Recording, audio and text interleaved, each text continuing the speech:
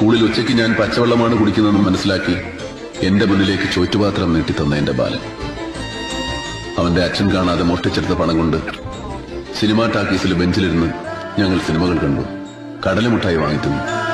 സ്വന്തം ജീവിതത്തെക്കാൾ ഞാൻ നന്നാവണമെന്നും വളർന്ന് വലിയ ഉയരങ്ങളിലെത്തണമെന്നും അവൻ ആഗ്രഹിച്ചു.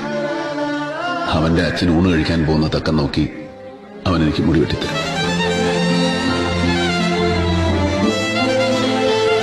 എനിക്ക് വായിക്കാൻ പുസ്തകങ്ങൾ തരും. എന്നിലൊരു നടനുണ്ടെന്ന് ആദ്യമായിട്ട് പറഞ്ഞത് അവനായിരുന്നു. അവനിലൂടെയാണ് ഞാൻ ലോകം കണ്ടത്. എന്നെ സ്വപ്നം കാണാൻ പഠിപ്പിച്ചതവനായിരുന്നു.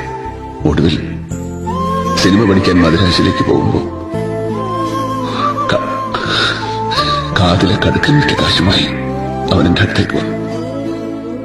നിറകണ്ണുകളോടെ ഞാൻ ചോദിച്ചു, മലായി കടങ്ങളൊക്കെ ഞാൻ ഇങ്ങനെ വീട്ടു.